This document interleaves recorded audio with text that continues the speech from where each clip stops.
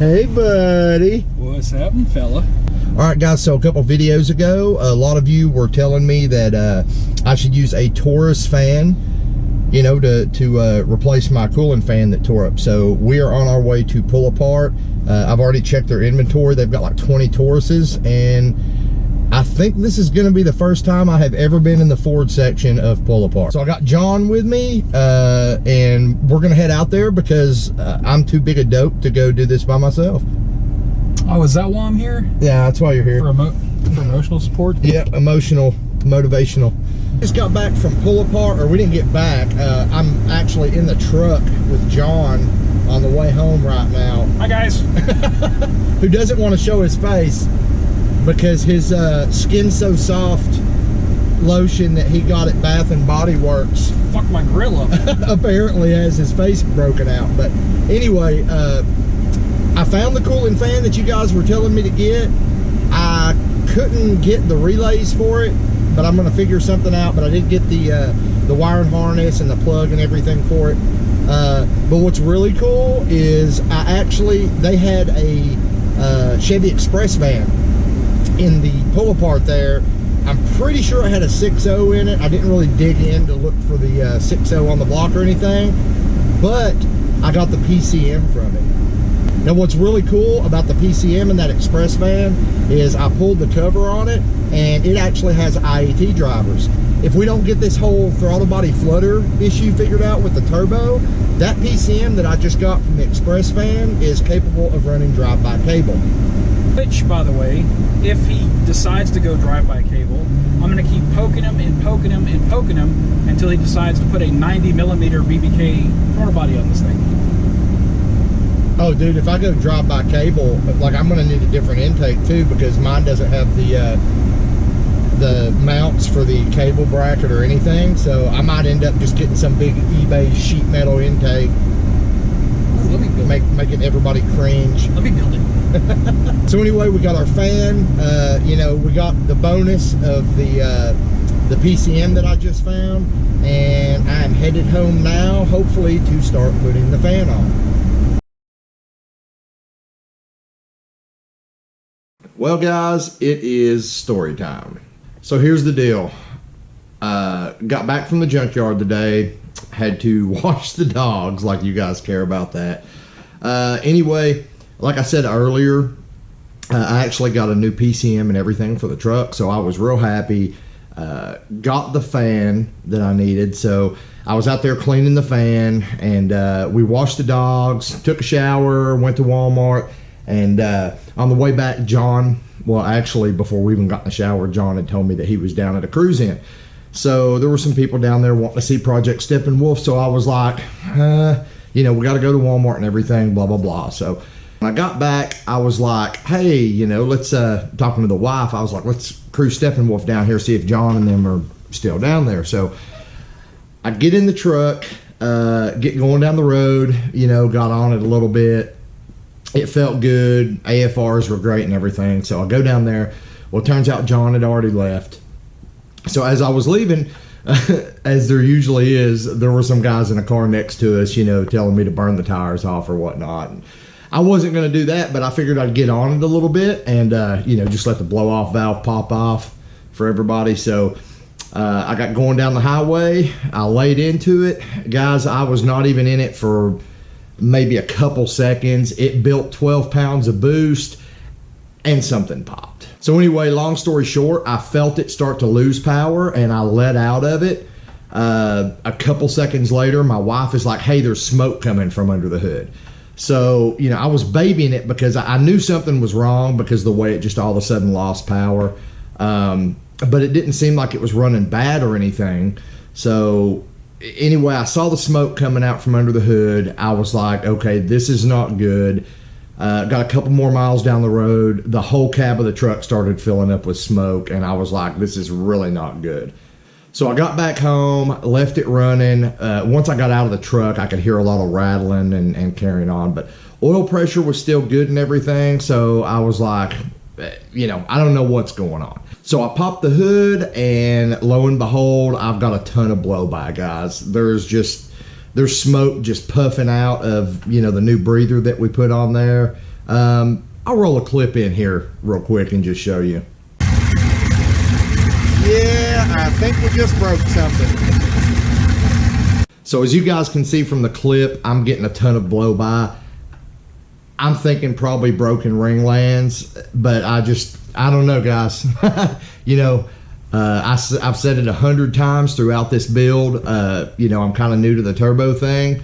I don't know what would have caused that. I mean, the truck was just barely warmed up.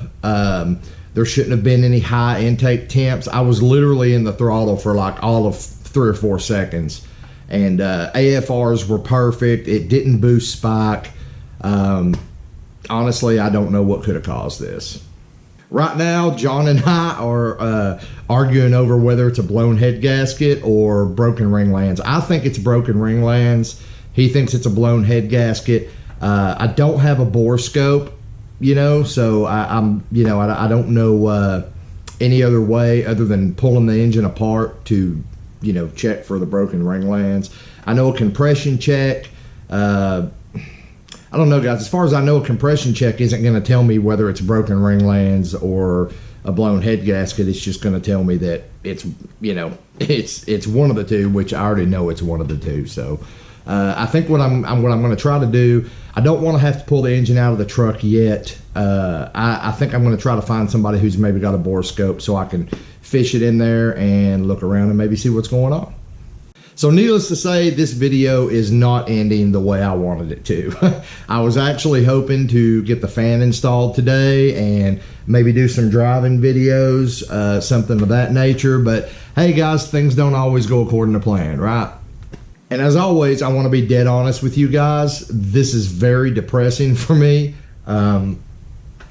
You know, I actually thought about abandoning the whole turbo thing months ago when the first turbo burned up, but I've tried to stick it out. But if you know, if it comes to the point where I'm going to have to rebuild this engine, or you know, possibly just get another engine to put in here, I really don't know if the turbo is going to go back on this. Truth is, the truck already had met my expectations on the 150 shot of nitrous. It was way more reliable than it is now, and I wasn't dealing with all these issues. So I mean, I could see fighting with it if I was looking for a 10 or, you know, even a 9-second vehicle. But the fact of the matter is, like I've said over and over from the start, this was all I wanted was an 11-second truck, guys. And I had that easily on the 150 shot of nitrous, and I still had a reliable daily driver. Now, with all the, you know, the I don't know how to describe it. With all the nuances that come with an aftermarket turbo setup like this, this truck is not reliable. It's constantly breaking shit. To be honest, it's just a headache. The whole thing's a headache. And I realize that, you know, turbo in the truck has grown my YouTube channel a little bit. It's still a small channel, but it has grown it a little bit. But I'm kind of weighing my options here. And honestly, I'm so frustrated at this moment. I'm thinking about just selling the whole truck and starting a whole different project. But I don't want to do that. So the fact of the matter is, I've got a lot of other stuff that I need to do. I've actually got some stuff. We're going to the beach like the end of next month. So what I really need to do is I've got some issues with the Avalanche, and that's what we're going to be driving. It's a long trip, so I'm going to be doing some videos on that, some stuff I'm fixing on the Avalanche.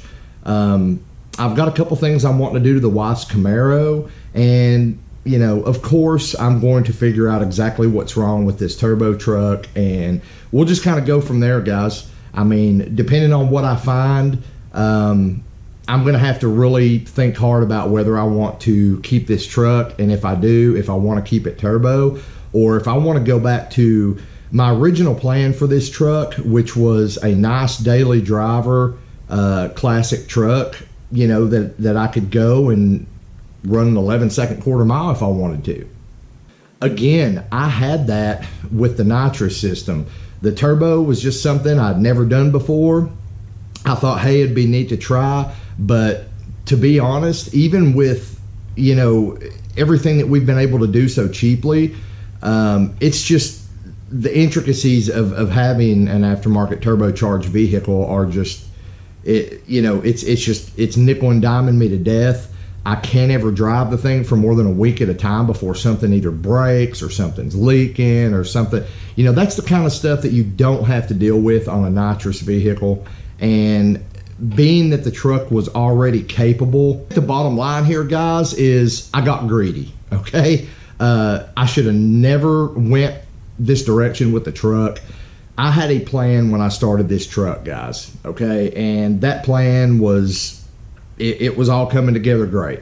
As a matter of fact, I was finished with the engine. I had already rebuilt it once. We put the nitrous on it. I was really happy with the performance. The only thing that I had left that I really wanted to do was I did want to get a stall converter in there, just to help it, get out of the hole a little faster. But the truck was 11-second capable with the 150 shot the way it set.